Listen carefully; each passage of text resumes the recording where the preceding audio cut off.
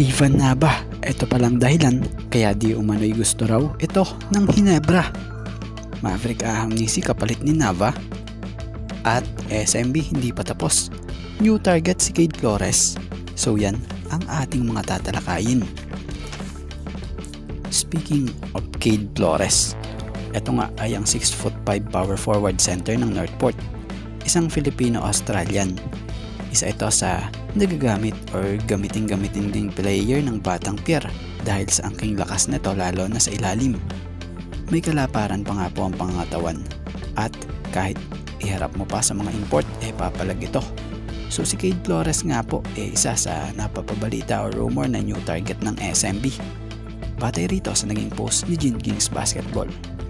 So kung si Cade Flores ang target ng SMB, sino naman kaya ang ipapalit ng SMB para makuha ang nasabing manlalarong ito?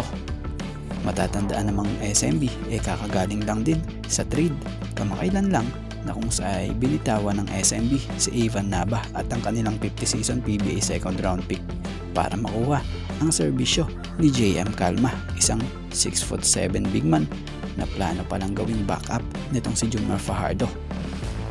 So about dito kay Cade Flores for sure, possible biglang lakas ng SMB pag ito'y kanilang makukuha dahil bukod sa bata pa nga, malakas din talaga maglaro ito na pupwede mong gawing pang ilalim at pang ibabaw dahil napaka-flexible nga pong player pag nasa sa court ito. Kahit anong role ibigay mo, kaya talaga nito. So abangan natin kung ano ang kahihinatnan ng nabasa natin ito. At speaking of nabasa, dito pa din tayo sa Gene Kings Basketball credit po na sinasabi rito sa live daw ni Sir Snow ang tingin niya kaya raw na trade si Ivan Nava sa Northport ay malaki ang chance na mapunta ito sa Hinebra. At may hint din siya na magtatanggal daw ang Hinebra ng balbas sa tingin ng araw nito si Maverick Aham-Neecy. So kung ang pinupunto rito yung Ivan Nava for Maverick Aham-Neecy, sa tingin naman natin talagang matinding trade ito pag nangyari. Unang-una sa position, same silang point guard. Pero syempre, lamang si Mav dito. Pwede itong player na to sa 1-2-3 position at experienced player to. So may edad si Maverick na 33-year-old.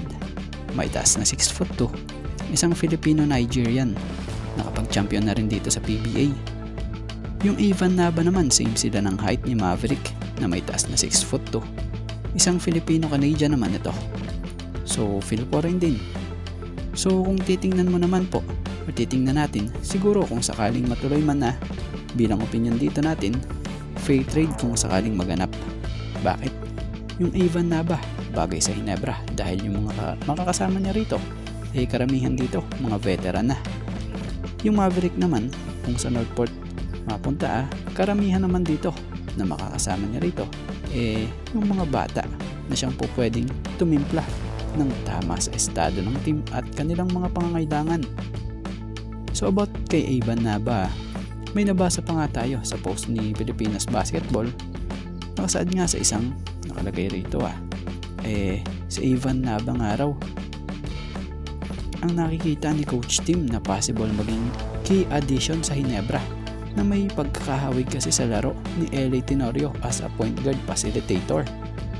So yun naman pala talaga ang hanap ng Hinebra yung gaya ng tulad ni LA na kayang mag-handle ba ng sitwasyon. Kung baga, kaya niyang i-manage yung laro gamit ang pagpapacilitate sa mga kampi gaya nito.